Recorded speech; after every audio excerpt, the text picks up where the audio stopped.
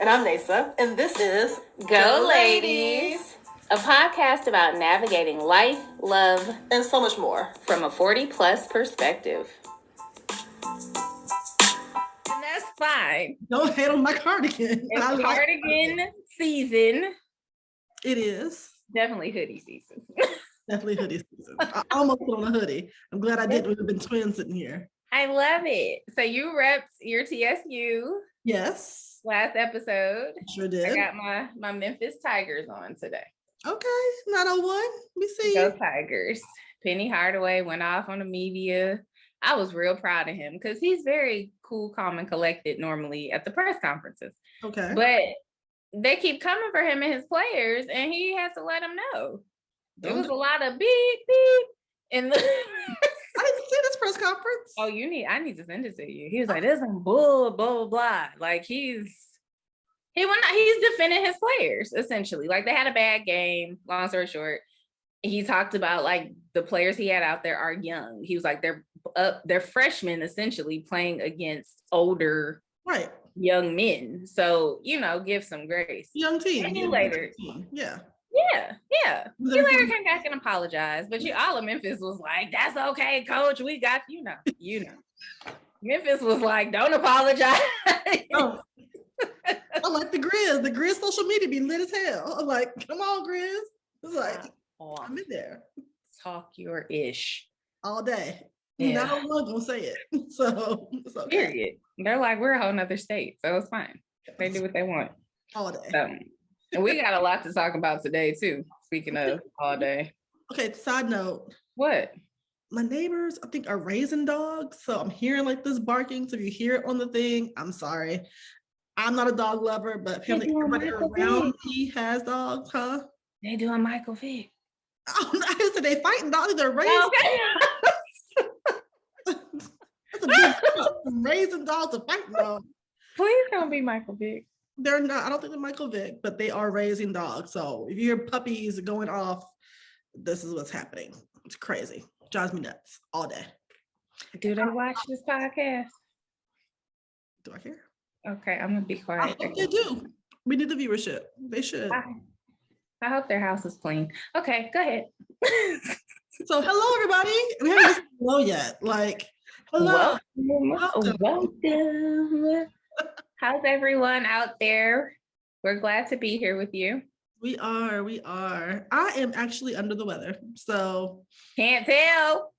I made me some soup. I done had some soup. I'm sitting here trying to drink a little juice, but we're gonna keep it pushing because it's that time of year. So, oh well. What kind of juice are you drinking, Neysa? Pineapple. You need an Instacart or something. Look, I don't like orange that much, so. Gotta put you on a game. I'm put y'all on a game to get your sick kit, whether it be the vid, allergies, whatever it is. We can talk about it next episode or something coming up, but I have a picture I send to people like, this is what you need to get. Okay. You want me to send it to you? Please do. I'm gonna need it. Obviously, I'm sick. I'm drinking my elderberry tea. I don't like that either. In my Insecure mug. Yeah. You've not had it. It's elderberry and lemon balm. It's immune building and stress relieving. You're 5? Okay. That's yeah. fine. Okay. I only like, I like the medicine ball from Starbucks. You should sponsor it. I like, what else? I like fruit tea from Knockout Wings. That's closed. Rest in peace, Knockout Wings. And I like regular sweet tea. I don't like flavored teas. Like, I don't like chamomile and all those. No. Give me a little sweet. That's what's wrong with you. Channel Inner Black Grandma. That's what's wrong with you. You don't like a variety.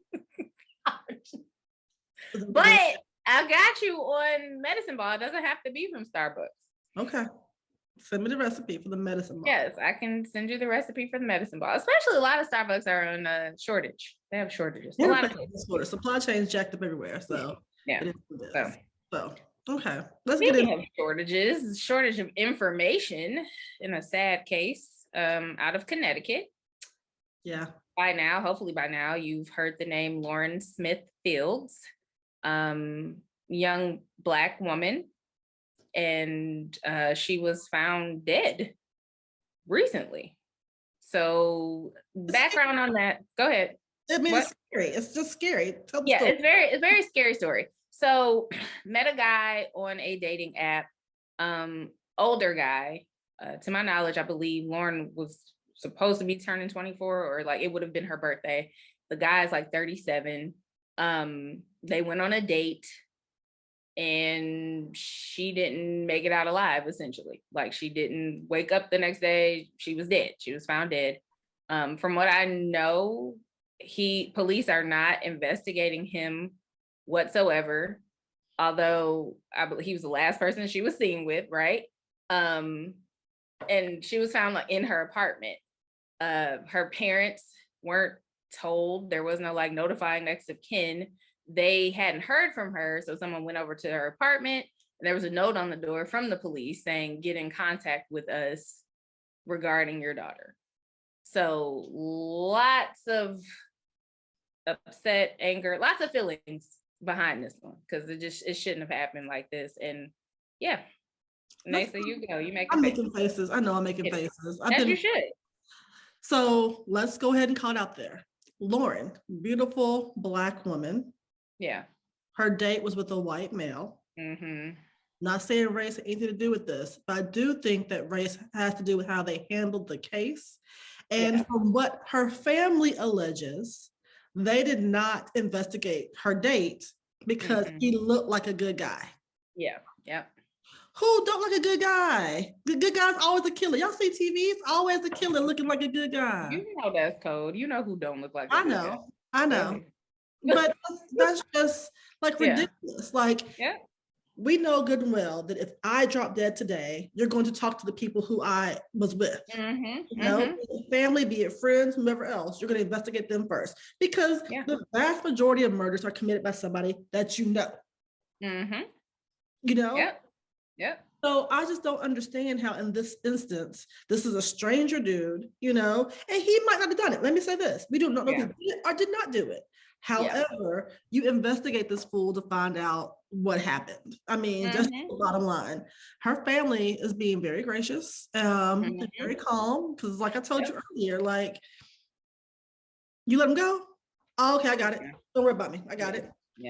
I'm turning myself in tomorrow because I'm gonna handle it. It's come from my child. Absolutely. Child, please. Like, no, we're not doing that. Time and a place. Niceties are great, but no. Sometimes you gotta keep it pushing. Like, it is what it is. You gotta turn up. Let them know it's for real. Not to condone violence. Just don't come for mine. Wink. And then you don't see violence. That's how I see it. So absolutely, that's just my 2 cents. And also, you know, I'm dating, online dating. It's scary to think about, you know, like that and coming up dead. I mean, I am very cautious, I guess, in my online dating endeavors. You know, I tell somebody where I'm going, tell somebody who I'm with. There's a screenshot of this X person. Here's who I'm going with. You know, come on, sis. Thank you. I'm telling you right now, you're not gonna catch me slipping. If somebody got me, they're the best. Because I'll tell you another time, but you ain't gonna catch me slipping. Yeah. But I'm always checking the exits. I'm always gonna know like where I'm gonna go. Heck, I went out with somebody, this has been a couple months ago, but like we were at his home and I'm like, here's the address. Here's where I am. I keep the exits. Like, I know that, okay, this dude's not tripping. I can go out this glass door. I can bust that bitch down. Like, I got, you know, things I know. You can't wear. I've been Black and female a long time. I know the guy places. You can catch me slipping. That's not going to happen. And those are things you think about. I know I talked about this case with some of my other girlfriends, and, you know, we text each other. Like, if they've gone on dates, we do like share your location, you know, exactly what you said. Send a picture. What does he look like, etc. Like, we know, okay, when did you get home? You know, and in this case, she was at her home, is what, you know, they're saying, at her apartment. But yeah, you try to do all the things you can do to be safe. And not victim blaming. I don't know about having somebody I just met at my house, but you know, she's young. Everybody does something different. But I mean, you grow. You want to, you know, you are grown. You should not come up dead for inviting somebody back to you. You should. You know? And I think I'm pretty proud to say, like, I've shared my location with my daughter, you know, who's an adult, you know, like, hey, mommy's out, you know, here's where I am, you know. And I think that she does the same with me. I remember her even saying one time where she was quite intoxicated and got, you know, brought home by some friends. And they were like, are you sure you want to go home? And she was like, oh, my mama always got me. Yeah. And that's the rule that I have with my kids. Like, you call me first. Yeah. You call me first. And when you call me, there's no judgment, there's no shame, there's no nothing. The next day, you might hear my mouth. Yeah. But when you come to, you know, call me, I come. Yeah. Point blank, no questions asked. I love that relationship. Y'all have a good open relationship. You do. I love that. So yeah. I work hard, so I'm proud of that. So you better go. I know. We're praying for this family. Resolution and closure. That's all you can get at this point. Justice, resolution, and closure. And more is coming out of it. There are now calls because, again, like so many Black stories, they don't get airtime. We don't hear about it. And we've talked about this before. I give it up to Uncle Roland. Roland be getting our stories out there. If nobody else does, Roland Meyer gonna put them stories out. And, you know, stories out there, and the Black women rally and make phone calls and, you know, do what we have to do, send emails, all those things to get it out there. I mean, if there wasn't a swell of support of this family, you wouldn't hear about it. You know what I mean? Yeah. So it's just ridiculous. We have to do that every time. We have to go to bat for us every time. We do. Which makes me think real quickly of a documentary I watched, Black and Missing on HBO. Really good documentary. Like a charity that I would donate to or have donated to even. But they're based in the DMV area, but just these two women founded this group because there's a need. You know, we are labeled as runaways, or, you know, and you have sex trafficking, like all these things. And our cases aren't looked into. You know that. They aren't. They go cold case. And it's like, but if it was blonde hair, blue eyes, it's a whole different story. So really good documentary. Yeah. We got to save us. I know. What did the BT a long time ago, save ourselves? Yes. Save ourselves. It's like, yeah, we do. It's a damn shame. Oh, well. Bitch mentality. So. Somebody who is saving themselves from slander. Listen, Cardi B is out here in these streets. Like, you're not gonna talk about me. Keep my name out your mouth. I don't care who you are. So Cardi B won 1.25 million in a defamation lawsuit against an Atlanta YouTuber, Tasha K. I can't say her name. It's like Kebi, something like that. But basically, that's my question. Does she have 1.2 million to give her? That's what I thought about that. I'm like, I don't even know. Who would get this money? I don't know. I don't know her. So, like, what's I'm not sure. I don't know. It depends on how big of a following she has. You never know. You know, they have sponsorships, all that jazz. So it's true. Yeah. But yeah, so apparently Miss Tasha was out here spreading lies on Cardi and saying she had venereal diseases, and she sounds so old. Venereal disease. Nobody. I know, right? I know. STIs now. The what? STI? I know. Like an STD. I got checked on that. Like, ain't D no more? That's an I. It's an I. Got it. So yeah, it went to trial. And yeah, that was kind of the outcome. But she basically spread these lies about Cardi B. And Cardi B, like, a lot of people, a lot of times you can be like, okay, whatever, it's not true. You can go online and say that. But she sought legal action, and I'm not mad at it. She said, don't come for me. Yeah. So. I mean, there's enough to be said about anybody. You ain't got to make it up. Hello. Everybody got some dirt. Like, there's enough to be said about everybody that you ain't got to make nothing up. So why? Like, why do that? You know, something that's easily proven by a celebrity, especially with like, ain't nothing but a blood draw for to be like, no, thanks. No. Yeah. Yeah. No. Like, it's crazy. Like, I'm the article I found from The Root. It's saying in one video, and she made videos, this Tasha chick, saying that Cardi B used a beer bottle to penetrate herself, and she had herpes, and she was a prostitute, and she had done all these hard drugs. Like, you really need attention that bad? Like, what is wrong? Who raised you? Like, I don't understand. Do we care? No, we don't. I mean, bottom line is, if Cardi B did have something, is that my business? I'm not sleeping with her. Doesn't matter to me. No. If she is masturbating with a beer bottle, it's a little weird. Don't cut yourself. Doesn't matter to me. You know what I mean? Like, it's just really weird to be like that involved in somebody else's vagina. Like, that's just weird to me. But so do you just wake up and be like, on today, we just gonna make up stuff about Cardi B and go? Like, hey, boys and girls, did you know? Like, what's the thought? That's my, like. Here's the thing, though. And look, we're doing it too, right? We're sitting here, we're on YouTube, we're talking about stuff. You know, we do have backgrounds in journalism. So, you know, we do a tribute and, you know, make sure the things talk about are factual along those lines. But everybody has a camera. Everybody has a microphone now. For better or for worse. Yes. We're seeing that. And so because of that, you know, nobody understands libel and slander. Nobody understands, you know, you have to fact check and get more than one source. You know, nobody understands that. What's fact checking? Girl, what are facts? Yeah. There are no alternate facts. It's facts. Yeah. You know, 2 + 2 is forever gonna be 4.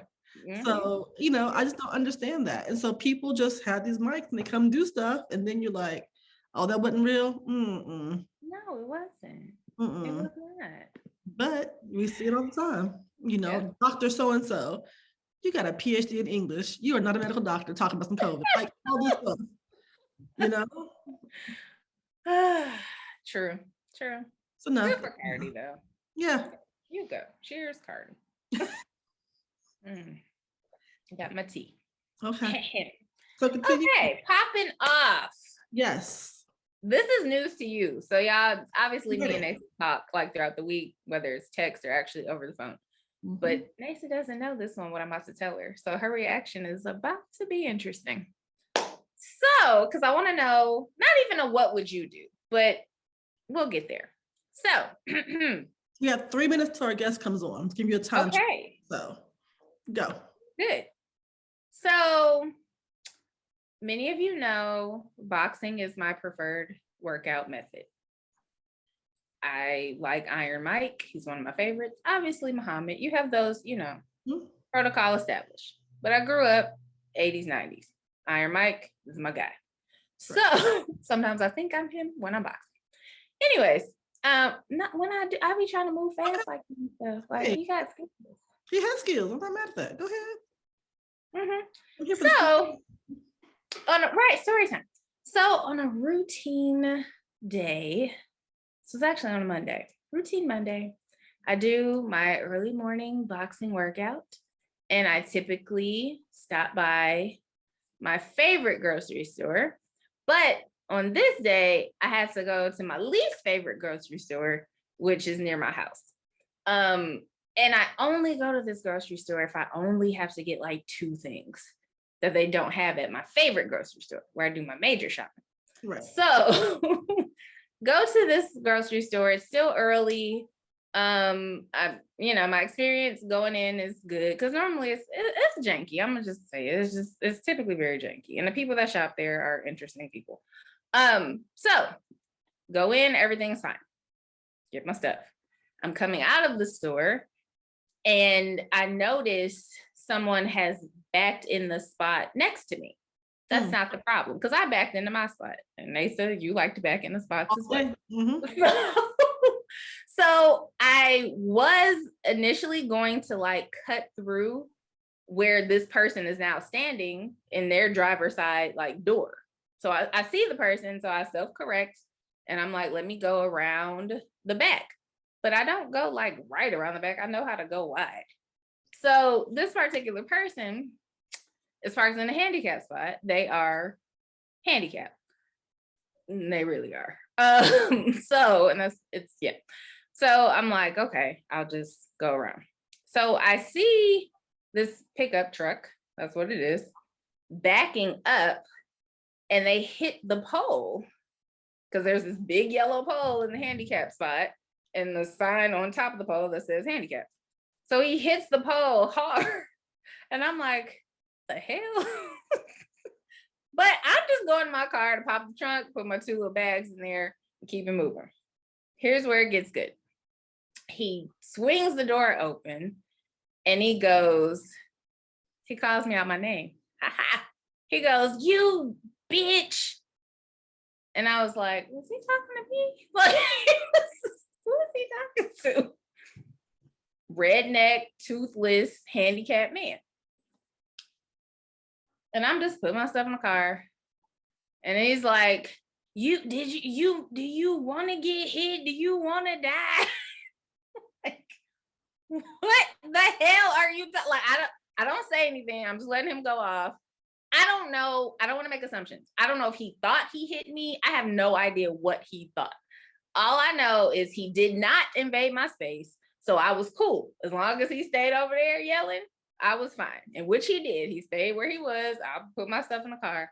And then he proceeds to go off about Tennessee drivers. So emotional intelligence, right? I'm getting there because I was not always there. I don't say anything back to him. Something is wrong with him. So for me, I'm not about to stand in the parking lot of a grocery store and argue with somebody who's crazy, right? And it was across the way. He didn't run up, get done up. Exactly.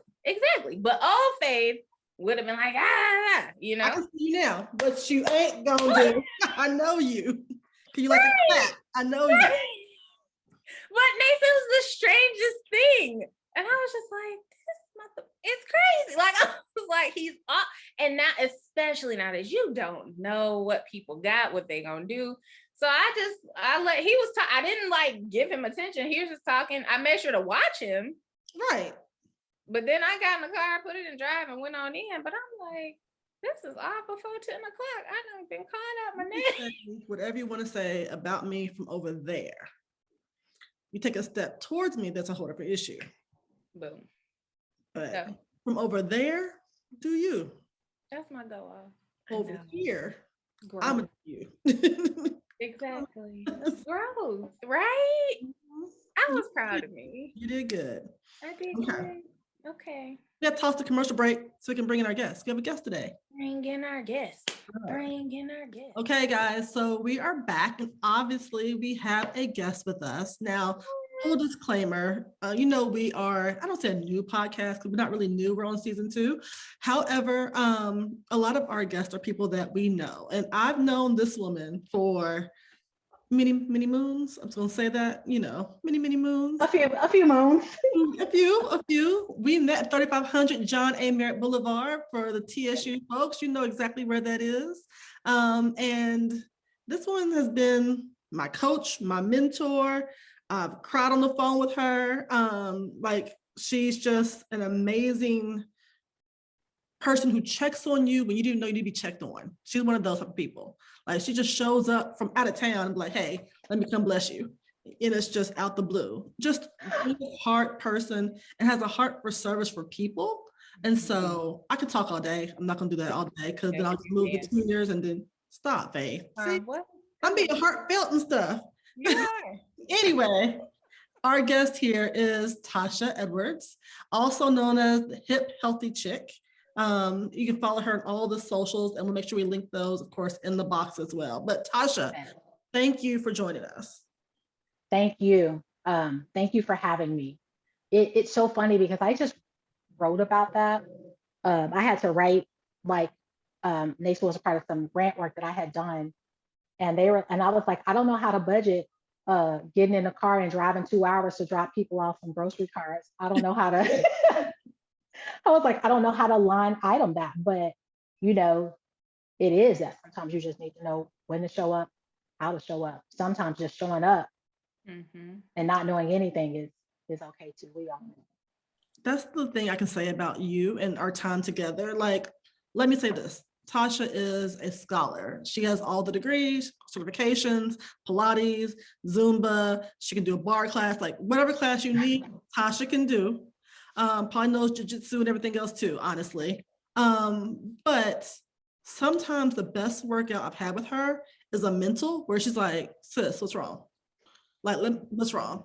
It's not even about the crunches, not about the 100, the power 100. It's not about all that. It's about the what's wrong, what's on your head. I can tell that your heart's not in it. And so that's the kind of heart for people that you have. It's not about the number on the scale all the time. It's about, really how are you all together? And so I thought, who better to join this conversation, talk about bodies as we age. And Ooh, child. Yeah. Yes, that's a whole different thing. So we talked about this briefly with Rita, actually, about how as you age, your body changes, right? That is a logical assumption that your body's going to change as you age. However, it's a mind fuck too, right? Absolutely. I mean, yes. How do you balance that out? Like mental health, first and foremost, beyond physical health, but mental health, how do you balance that out? Especially with you working in a health profession where people are always looking at you. So that is hard, and it's also fresh because I want to fully disclose that at this point, specifically because of that, Neysa, is that I have to have a care team, y'all. So I have a therapist. I also just started working with a dietitian who specializes in eating disorders, because that is very prevalent among fitness people. And the older we get, the more we are forced to lie about the natural progressions of what is happening to us. And there's the mental part of it is that people are looking at you all the time. And people are quick. I mean, I've had more than my share of people like, well, you used to be more cut than that. I'm like, this. My son took a bullet to the chest. And that's it. And so, and not as an excuse in some way. And for anybody listening, I always have to disclose that he is alive and well and over there minding his business. But it is that we forget that the people we look up to or have these unrealistic expectations are human, and we do the people we serve a disservice by trying to lie and say we don't have these issues, because we're still feeding the monster, so to speak. We're still feeding into the diet culture. If behind closed doors, I'm taking colonics and detox teas, but I'm telling you to go out and it's not about the scale. And anybody who tells you they have never struggled with that, I would challenge them and say they are a whole lie. Because it's what we know. We've been raised in that. So like, how are you not at some point in that mindset? I don't understand. I haven't met a person. I also think about it now with the social media. Like, I mean, obviously we're doing a podcast. Obviously we're on camera. There's a whole social media that goes along with it. But now more than ever, you have to look like something all the time because it's captured and shared. That pressure is always there. Especially for younger kids, I'm finding like there have been news reports and stories about that, like younger girls feeling the pressure to really look a certain way, and that I don't feel. I mean, obviously we, social media wasn't around when we were younger, but I don't feel the same pressure, obviously, as younger girls do. See, I think that we're not talked about enough, but I think that actually older people are feeling it just as much. We just don't have those studies and dialogue. Think about when the City came out, the new version. First comment was, oh my gosh, they look so much older. Well, hell, oh my gosh, they are older. True. So why wouldn't they look older?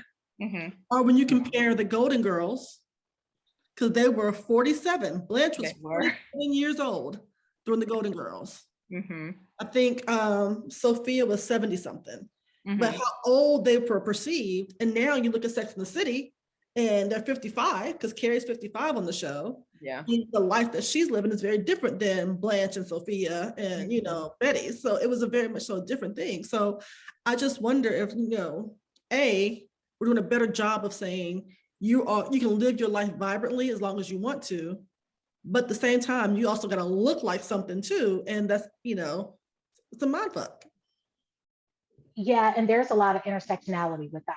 So first of all, I have an 18-year-old, and I swear the other night I told her, I'm marking this date on my calendar because a year from now, I want to know if you all care this much about these senior pictures. I have never in my whole life seen the amount of money and sessions and stuff that y'all are obsessing about, because next year when tuition is due, you will not care. But my daughter's an athlete. Most of the time, she's in the house in a hoodie and some sweatpants. You will not see her on Instagram looking like that. Now, if we friends, she might snap you in her bonnet, but I guarantee you, them pictures on Instagram is when she step out, lashes and heels and everything. And there is a pressure, because I feel like, first of all, most of us are in better financial positions than our parents were. So our kids actually have access to more. You know, like the idea of when my daughter was 12, I think I bought her first tube of like MAC lip gloss because I wanted her to try it and just see if you like it. Y'all, I was in my 20s. I was working for DHS, and one of my clients was on some lip gloss. I was like, what is that? And I drove all the way out to Cool Springs to just go, you know, to try it from the MAC counter. And so for us, as far as aging, there are two things going on, not just the aging thing, but Black women in general have been raised in houses that you do not go out looking any kind of way, because you are representing me. And when you step out of this house, your hair better be combed. I don't want to see shoes on, like it's a whole thing. And so when I go out and I'm like, oh, I just see my mama clutching her pearls right now. You know, like I couldn't wear a roller in my head or anything. And you're always, and which speaks to a bigger issue, you're always taught to save face, not just physically, emotionally. That is true. You know, and so for us, it's the natural way for us to get over it. Put some lipstick on, put your face on, go put some clothes on or something and get yourself together. That's what we're taught. And so now looking at the fact that I can't speak to you all, but in my family, nobody ever talked about aging. Like, I feel like I was set up. Like my grandmother, I was born with gray hair, but my grandmother on my mom's side, gray late. And now I'm like, were y'all dyeing your hair all this time? Or, you know, like my grandma tried to make me wear a girdle, my other grandma, when I was like 10. And now I'm like, was y'all wearing girdles? Like, or like, did you have eye cream? Did you learn how to use concealer and I didn't? You know, like, what about menopause? Like, why my back hurt? Like, you know, there was never a part of this process. And it also has to do with, I mean, my mom turned 40 the week I left for college. Yeah. So it has to do with an age thing. My family is fairly young. My grandmother is 86. And so it's like we are getting it, and we also now have the responsibility of translating, because I don't want my daughter to walk blindly into menopause, cellulite, thyroid issues, hormones, progesterone, estrogen, testosterone, all, you know, and all of that plays a role. And I just feel like there's not enough grace, because we're a hot mess, but we'll check somebody else who is a hot mess worse than us. That is true. That is true. I have to ask myself, like, did my mom tell me this and I wasn't listening? Because you know, when you're 20, you don't listen too good. Or did they not talk about it? I think it's a combination of the two. Like, there are certain things that they didn't tell me. I remember after I had a baby, I was like, why didn't you tell me to wrap up, like to bind my stomach and all those things to get things back together? And she was like, because I didn't want to do that. We were burning bras and not wearing girdles in the 70s. So why would I tell you to put one on when we weren't doing that anymore? And I'm like, I should have kept that one, because now my tummy all flabby and ain't cute no more. Like, you know, like, what are we doing?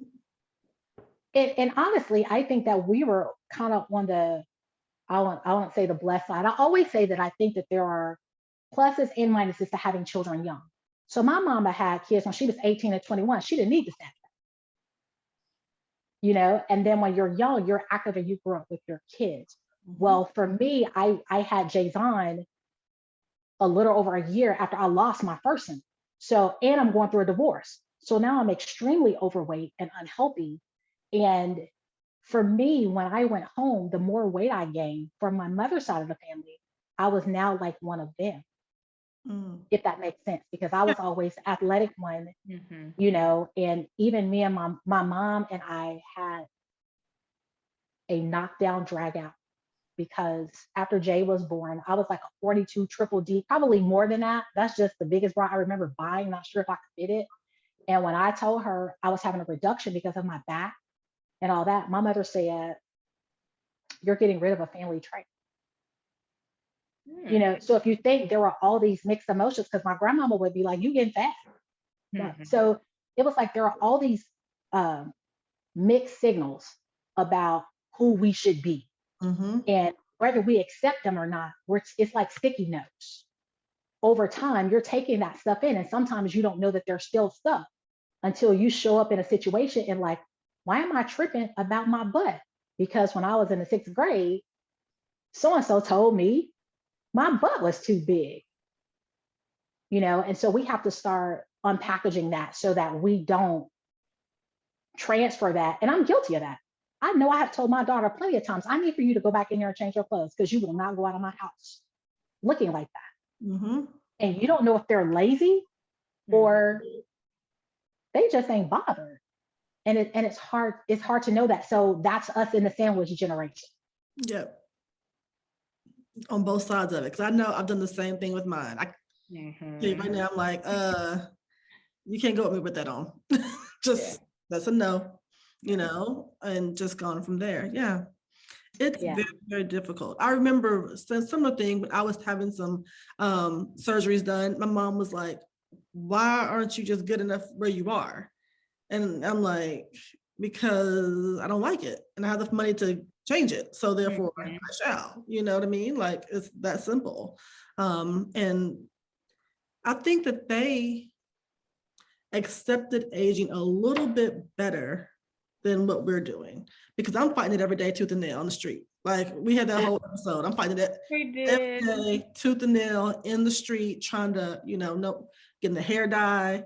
Let me not eat that. Let me, you know, try to, you know, move a little bit more, you know, twofold. A, I won't be cute. I'm vain. I ain't ready to give it up. And B, I've seen, obviously with Christopher passing away, I've seen how, you know, being cared for is taxing on everyone around you. I don't want to tax everybody around me. So, you know, having said that, for people who are 40 plus, what would you say the top 3 things they need to do to keep their body healthy moving forward? Like if somebody told you 20 years ago, do these 3 things, what would the 3 things you would say be? The first one is sleep. Face like, yes. For you, absolutely. For you, because you don't sleep. It's sleep, because sleep, especially if you're like, I've always been like, oh, it's bedtime, bed.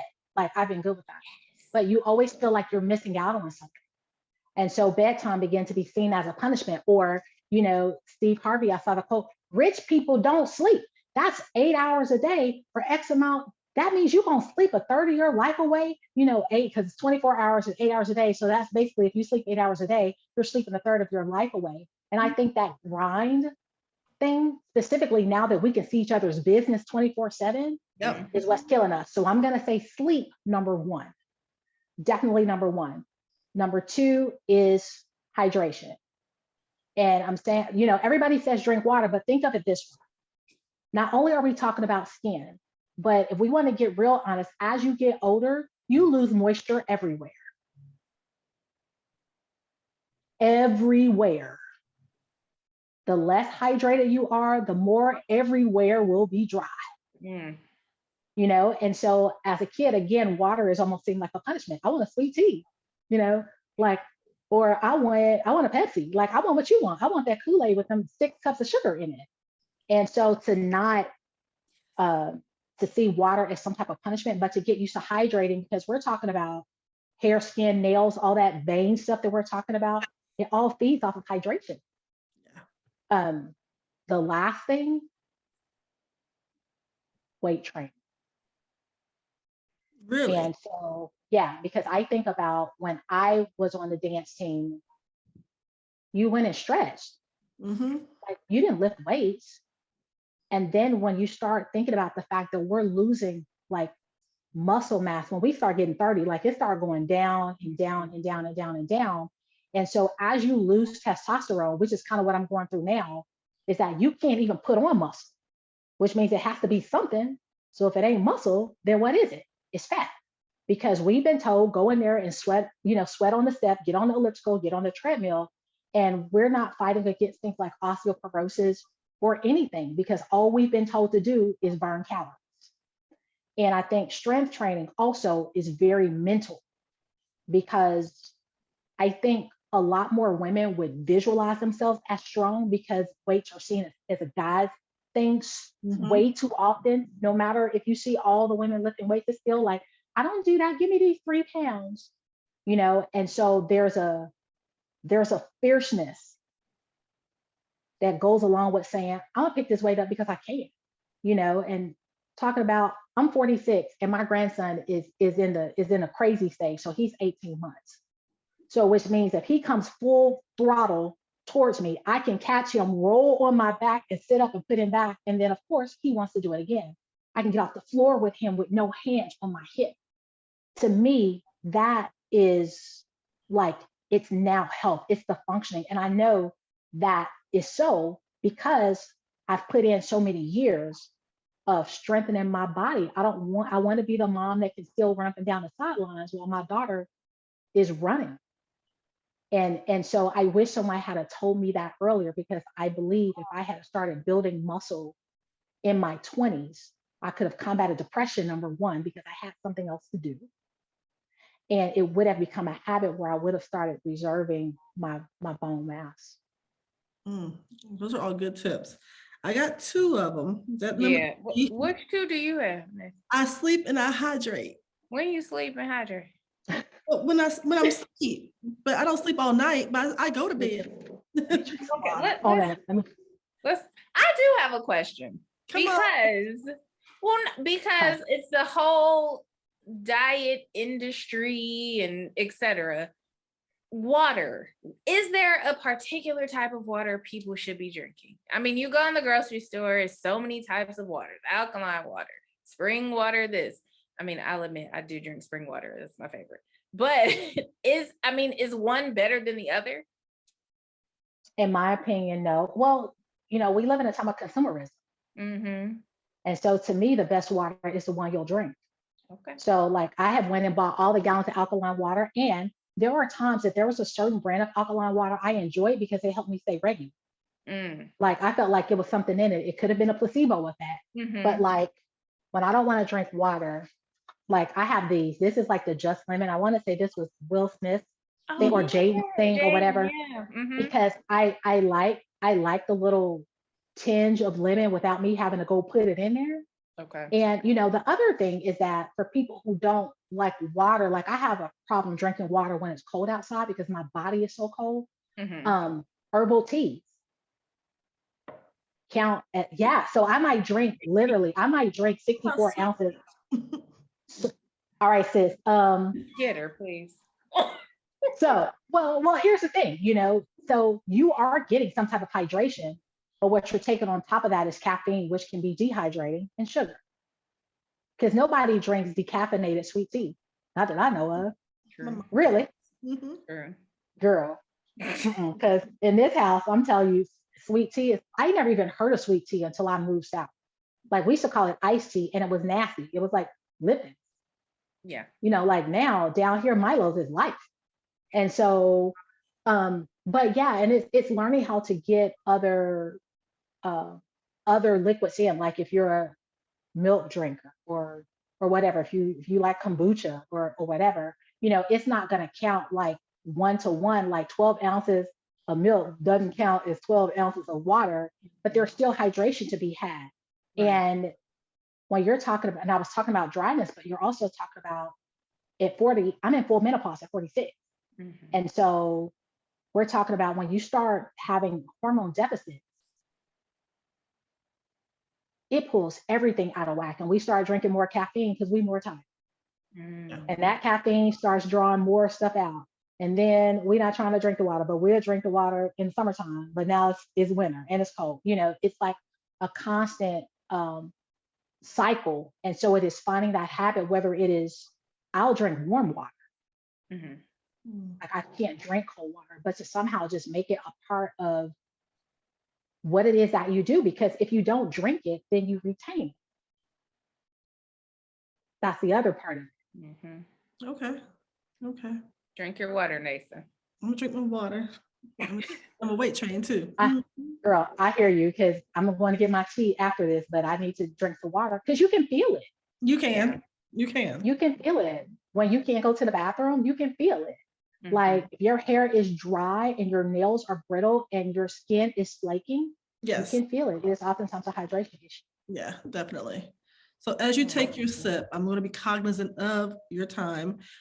Just tell me what's on the horizon, because I don't think this is a one conversation we're going to have, obviously. Right. But what's on the horizon for Hip Healthy Chick?